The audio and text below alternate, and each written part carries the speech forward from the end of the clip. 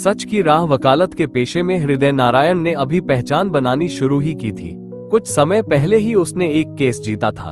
उस केस की मीडिया में बहुत चर्चा हुई थी, लोगों के बीच उसकी ख्याति बढ़ी थी।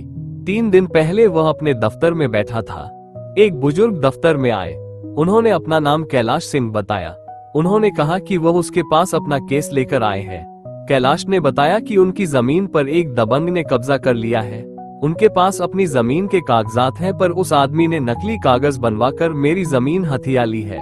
कैलाश ने कहा कि उनके पास पैसे नहीं हैं, पर अपनी जमीन वापस मिलने पर वो जमीन बेचकर हृदय नारायण की फीस चुका देंगे। हृदय नारायण ने उनके सारे कागज देखे। उसके बाद कहा, मैं कुछ सोचने के बाद जवाब दूंगा, आप 3 दिन बाद आइएगा। कैलाश सिंह ये कहकर चले गए कि उनका केस सच्चा है, फिर भी कोई लेने को तैयार नहीं है। हृदय नारायण ने जिस तरह पिछला केस लड़ा था, उससे उन्हें यकीन है कि वह सच के लिए लड़ेगा और उन्हें जीत दिलाएगा।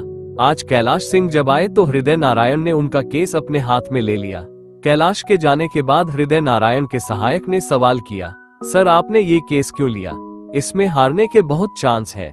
हृदय नारायण ने जवाब दिया, मुझे उस बूढ़े की आंखों में सच्चाई नजर आई, लेकिन अदालत सबूत और गवाह के आधार पर फैसला देती है। जिसके खिलाफ आप केस लड़ने वाले हैं वो बहुत रसूखदार है। सहायक ने अपनी दलील दी। हृदय नारायण कुछ देर सोचकर बोला, बचपन से पढ़ा है कि सच हमेशा जीतता है, फिर भी हर कोई झूठ का सहारा लेता है, क्योंकि सच की राह कठिन है।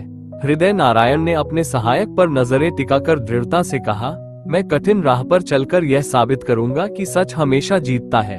ये कहते हुए हृदय नारायण के चेहरे पर आत्मविश्वास था।